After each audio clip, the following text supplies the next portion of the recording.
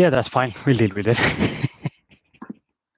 Hi, everyone, and welcome back to our Cybersecurity ANZ Part 1 series event. I hope you had a great break. I hope you got a drink, went to the bathroom, had something to eat, answered emails, did whatever you needed to do. But welcome back, and I've got a really great presentation coming up for you next, a case study from MinterEllison presented by Sunil Sal. Sunil is the head of Cyber and Information Security Strategy at MinterEllison, and he'll be discussing maximizing InfoSec ROI through user centricity and automation to manage increasing non-standard behaviors and environments across 25,000 staff.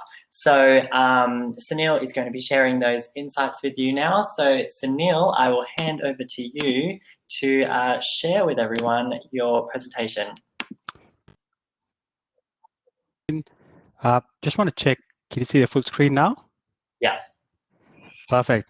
Hi, everyone. Yep, hopefully everyone can hear me okay. We did some tests initially, but yeah, hopefully my internet doesn't drop off as well. So yeah, today we'll be talking about maximizing InfoSec ROI, and mainly through design, user-centric design,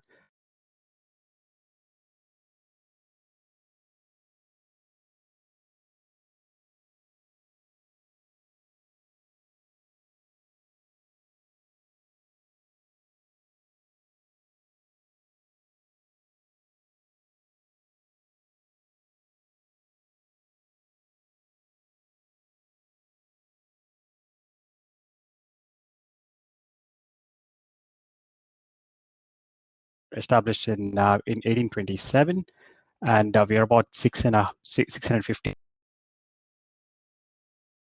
We've got about 200 staff across different offices, and you have 270 plus partners. And one of the things I want to point out, we are a purpose-driven firm, and one of the key goals for us is to create lasting impacts with our clients, with the people, and the communities. So with that, we'll quickly jump on to the main topic. So this particular picture, it resonates with me pretty much in every security product that we look at and any technology we look at. This particular picture comes to mind for me. Now, we can invest. One of the things that I always think about is if we have unlimited budget, we can invest in the best cybersecurity technologies available in the market. But if the users don't use it, or even worse, if they bypass it, what's the point, right? So what happens to the ROI? Cybersecurity for cybersecurity teams, this is our main deliverable. But our users have their own goals to meet, their own deliverables to meet, and cybersecurity is just one of the sort of barriers that they have to jump to meet their deliverable. Now, if we look at any technology or any processes that starts interfering with the user's business processes, they will look for alternate options. They will seek out different options to just to meet their deliverable or to bypass it. And bypassing it is probably the worst thing ever, right? So again, coming back to the question on if the users do bypass it, what's the ROI? What's the ROI on the cybersecurity technology investment that we have made? So as you can see on the screen, so we've still got barriers here, but we have got a clear path crossing the barriers, even though it's an easy this one. So we got to think about the user centricity when we think about cybersecurity products. So user-centric design and the cybersecurity challenges. Now we'll quickly talk about what is UCD, right? It's a set of design principles that is centered around user experience. The first question we ask when someone designs a UCD product is, what is the purpose of the product? At what context, what is the context around which the product will operate, and who will be using it, and having that empathy, right? Who will be using it, how will they use it, and where are they going to use it? So those points are very critical to have in mind. Now, UCD products, typically, we look at Apple Watch, they're designed to deliver the best and exceptional user experience. The experience will matters, and for them, the experience is more key, and downtime is a disruption. Whereas when you look at the cybersecurity products, they're designed to block, they're designed to restrict, to reduce access, lockout, and rightfully so. I mean, cybersecurity products are designed to secure the organization, right? But when you look at the personas, in UCD products, we typically have multiple personas.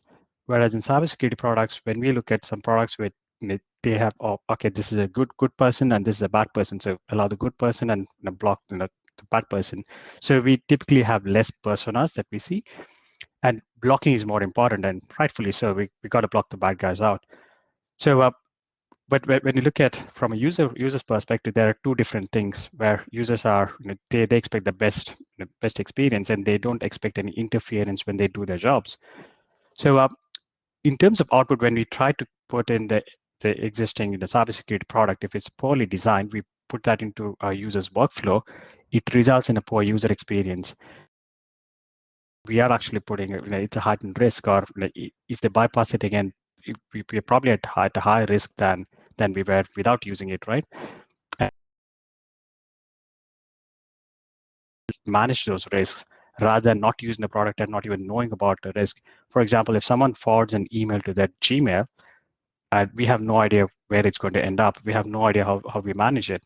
Whereas if the user uses our product and our cybersecurity product and then accesses Gmail, we know exactly what they're doing because we monitor, we record, we know exactly what's going on. So we can manage that risk. But if the moment they think it's too difficult to work on a particular document and forward it to Gmail, we've lost sight. We've completely lost sight. We have no idea what's going on that side. It also results in a poor user sentiment about cybersecurity. Now, as and when we start interfering in the user's processes or the business processes, it results in a very poor sentiment. They think, okay, these guys are deploying products without any empathy about how we do our jobs on a day-to-day. And the overall sentiment of cybersecurity becomes really poor. It's become more like the people who stop from things from stop business processes, I'd say. The challenges that we saw was the products are designed based on common industry requirements. It's not really customized for an organization. And even when you look at customization, there are very little options, and mainly because the products are typically designed for the common requirements in the industry. And sometimes when we look at the cybersecurity products, they're too for example, a block screen, they're too technical.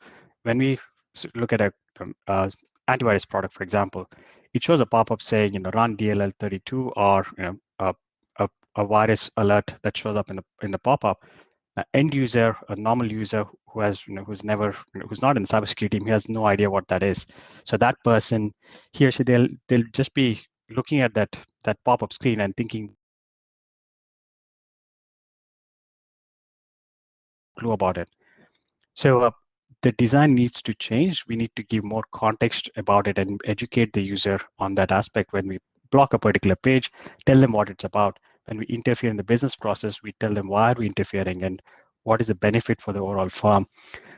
We'll also talk about some data points as well, which will help educate the user on particularly when we block a traffic or and interfere in a user's business process.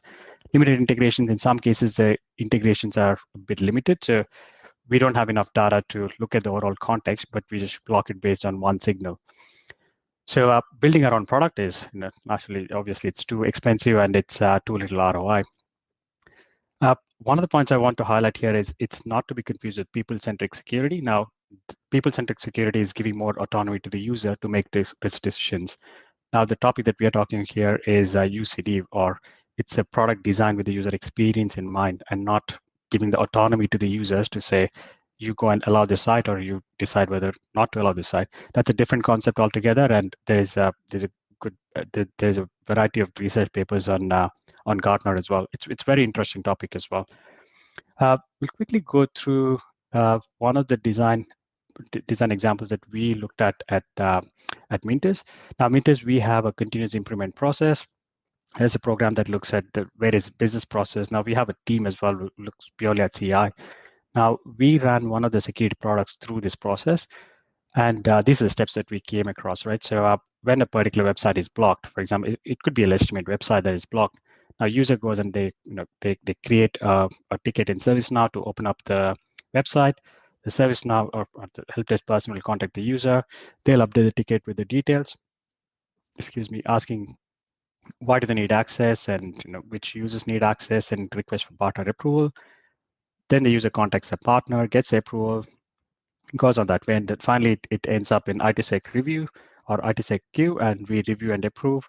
In some cases, if it's not legitimate, we reject the ticket, and then we send it to help desk and desktop to provide temporary access. So typically, this process was taking about 2 to 4 hours. The user, and it's a stop in the user's process, right? So they want to consume a particular information, and we are interfering in that process. So it was causing a lot of disruption. Then we looked at, we sent this process through our continuous improvement process, and this is what the team came up with, right? So we created a ServiceNow form, and the user, as soon as they see a blog page, they go to ServiceNow, they enter all the details that they can, and that initiates a workflow. It sends off an email to the partner, it fires another email to IT security, and everyone's copied on the email as well. And we just reply approve, and it goes to help desk to adjust the access. So it's typically, we have reduced about 3 steps in there, but more important than that, we have reduced the turnaround time, and that's pretty important in here, because with this process, the user, they don't mind spending 10 minutes as opposed to spending 2 hours on a particular process just to get a website unblocked. In terms of the outputs, we saw the process is much simpler for the user as well, and it's transparent. They know exactly who's going to approve, and which other team is yet to approve. The partner knows exactly what website needs to be approved and who else needs to approve this one and how long would it take to approve. It doesn't need much of user's time, so we're not interfering too much in the user's business process. It's a lower friction with the business process as well. So we do block, and at times, cybersecurity products, it's designed to block. And we have to block if there is a legitimate reason. And in those cases, the friction is much lesser. So next, we'll talk about the facts and opinions, right? Setting the context.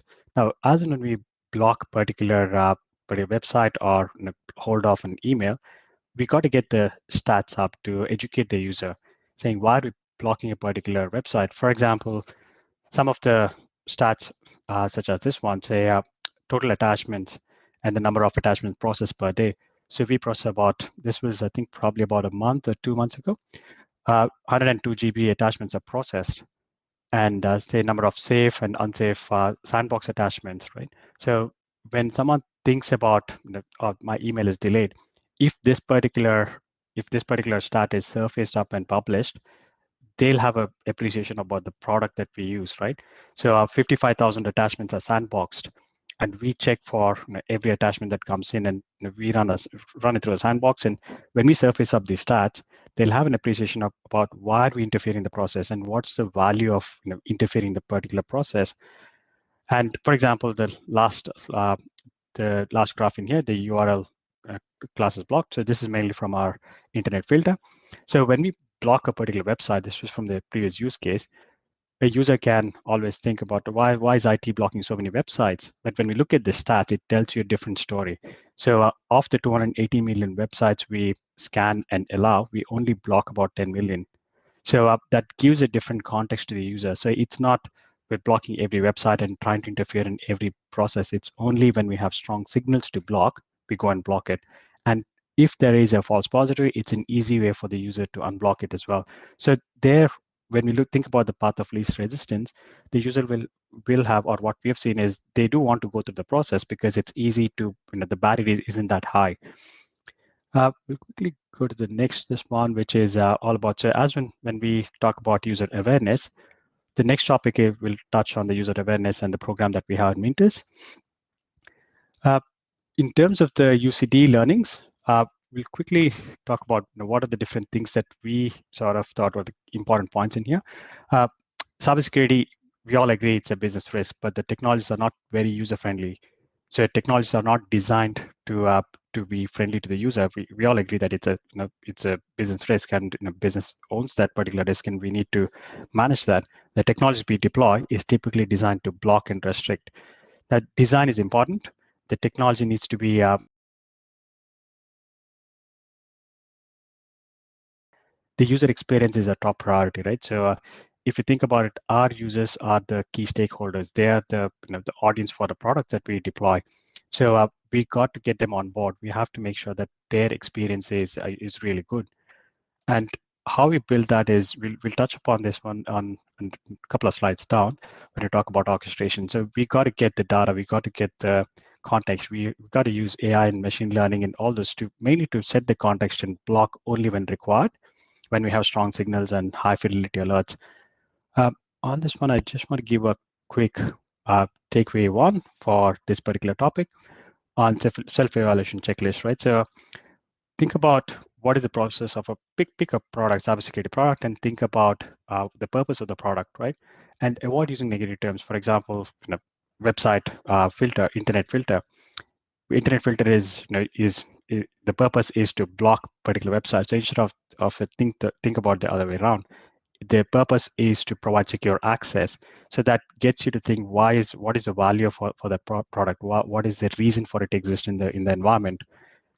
Then we got to think about the different business process. Is it protecting or interfering? And is it a checkpoint platform? Or sorry, is a checkbox platform just a tick box in the cybersecurity portfolio? Or does it actually add value? And does it minimize risk or introduce higher risk? And that's very clear when it comes to design. And also look at, is the blocking and restricting consistent? Do we block on one side and allow on a different for a different user? So we got to think about those ones as well. Next, we'll touch upon the user awareness. Now, one of the things that sort of resonated with me was this particular quote from Bruce Nana. Amateurs hack systems and professionals hack people. Now, this is extremely important for us to understand. Now, I'll quickly go to the next slide, which is the report from OAIC. Now, there are different forums, different webinars that you may have attended where it talks about cybersecurity awareness and the importance of it. Now, this particular slide, what I've tried to do is look at the stats, look at the data, right? Now, in here, this is the actual data from OAIC from June to December last year, July to December last year. We had 58% of the breaches reported were malicious or criminal attack. And when we dive deep into we drill down into the malicious criminal attacks, we look at, you can see 68% was a result of cyber incident, and 11% was social engineering. And then we go another level down in the cyber incident graph, and then we can see phishing email. They comprise of 25% of all the cyber incidents, and the compromise and stolen credentials was another 25%. So of the 58%, we've got 11% as social engineering. Then we've got almost 50% of the 68%, which is made of phishing and compromised credentials. That's purely considered as malicious and criminal attack. We're not even talking about the human error side of things. So when we look at the data and we correlate, how do we manage this? Cybersecurity awareness plays a very key role in this one. Let me quickly go to the next slide. So what we do at Minter is when it comes to cybersecurity awareness program. So we've got multiple initiatives. We have monthly newsletters. We have ad hoc alerts. So if there is a particular industry event, for example, SolarWinds, or we had LinkedIn breach a while ago, so we send ad hoc alerts to our staff. We have annual security week. We organize webinars with our vendors and some key industry experts. We also have monthly security videos. We use Mimecast awareness, and I'll touch on that in the next slide. And that's got really good user experience, and that users absolutely love it. And we organize tabletop exercises for incident response with our exec boards and IT teams. We also run phishing simulations, and we also run some competitions as well. Now, when we look at the driver for the program, why are we doing this? Why are we doing cybersecurity awareness program? Why do we have a detailed program such as this one? The first is a firm protection. Obviously, we got to protect our firm and our clients' data. Then is a staff safety. There is a personal component in there as well. It's not just about breaching the firm policies and things like that. Then there is a compliance program as well. And the inputs, how do we actually design the program? What are the inputs and what topics do we talk about? That's where we look at the threats and risks in the industry. What that threats and risks that applies to us as a law firm. What are the client and the compliance requirements that we have? For example, we are ISO certified. We have certain compliance requirements that we need to meet as well. And the staff feedback, we also check for staff feedback saying what are the topics do you want to cover. And the outputs we've seen is it's improved awareness. There is better engagement from staff. The reward and bragging rights. Now we publish, if someone reports a phishing email, we publish their name and they get in, we put their name into a competition as well. They can win a gift card, and it's minimized risk and incidents. Now you can note I've mentioned minimize. It doesn't mean if we have awareness program, we can eliminate risk and incident. That'll never happen. but it'll minimize it. It gets much, we get much better control on the number of incidents, and it's proactive approach to a threat, to incidents and the response. So as soon as someone notifies a particular phishing email or even checks, is it a phishing email, it becomes more of a proactive approach. Next is make users part of the journey. Now, as I was saying, so we use Mimecast awareness video series. Now, these two are characters in the actual video as well. So what we did was this character, actually, Mimecast organized this character to come into our office, and the people just started walking. They just started going to that person and taking photos. So you got to think about different ways to engage your staff, and we're also looking at putting some custom messages in the videos as well, where it becomes more of minterized. It becomes more about your users. Quickly look at the next slide, which is phishing simulation. So as I mentioned, we run phishing simulation. A quick note on this one. So this email, as you can see, it's a phishing email. We ran a phishing simulation on this one. Now, interesting thing about this particular email is it's designed this way, because this snapshot or this particular email, now this was a part of our phishing simulation now, but this was designed based on the DNC compromise, the Hillary Clinton email. This was the actual email that went on to the Hillary Clinton's email address and resulted in the DNC compromise. Now, typically we see, when we run monthly phishing simulations, we see about 1 or 2% users click on it, or we have a couple of them. We designed it in a way where we send it as IT and they click on it. But in this particular case, even a single click was enough for us to raise the risk level to high and talk to the user saying, why did you click on it? And it also helped us weave a story around it, saying this was the actual email that was used for DNC compromise. So they understood that it's not something that we make up, saying Woolies rewards program, we just make up our own, or saying change your password, IT is asking you to change your password. Now there is a story behind this phishing email. That's what sort of resonated with the user, saying I shouldn't have clicked on it, right? And one of the things I always say is, any organization, it's only one click away from compromise, be it web-based link, email, or something else.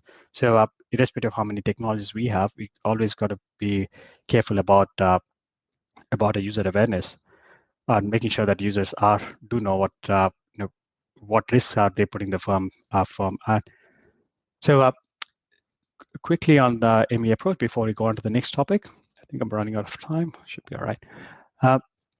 Measure sentiments every 6 months. So we check our users. We do a pulse check with our users, saying how are we doing from a cybersecurity perspective? Are we adding any friction to their business process? Are we interfering in the business processes? And we encourage our staff to report phishing emails. And even if it's a legitimate email, they just want to check whether it's phishing, that's fine. We ask them to report it to us. And we've designed competitions, report a phish and design a phish.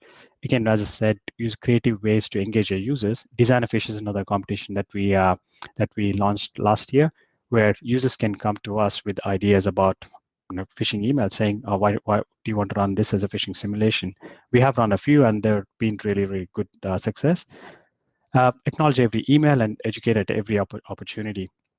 Now, this is more saying anyone who reports an email, we don't ignore it. We've got to respond to it. Even if they report a phishing simulation email, we respond to it saying, hey, it was a phishing simulation email, but next time, if it's actual phishing email, these are the things that you need to look out for.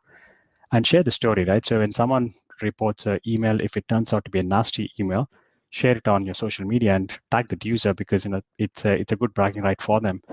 And share the stats and highlights. So our CEO continues to be one of the person who reports the most phishing emails. Any email that is suspicious, sort of big as a single flag, she reports it straight away. So within about 5 to 10 minutes, we get a report from us, a note from our CEO saying, "Can you check this out for me?" So those stories, right? Those are the ones that we need to share. So it comes from top down as well. It also sets an example. The CEO of a company can do it. Why can't I do it, right? And thank each report. Now, any report that you get on the security inbox or in your service now, they may have just saved your organization. We never know where the next report is going to come from, right? Takeaway 2, I'll quickly go through this one. Understanding the drivers, understanding the threat landscape. Why are we doing this, and what topics do we cover? It's important to understand, customize it for the firm. Any legal and compliance requirements, and what are the minimum standards, right? So when we design a awareness session, so we awareness program, we got to understand the minimum standards and seeing what are the minimum topics do we want to cover. And leaving aside compliance, why would a user want to do it? Now, this comes into play about the user experience. Why would they want to do it? Why would they want to take time out and do this particular session? If we say it's compliance only, there it will result in the negative user sentiment.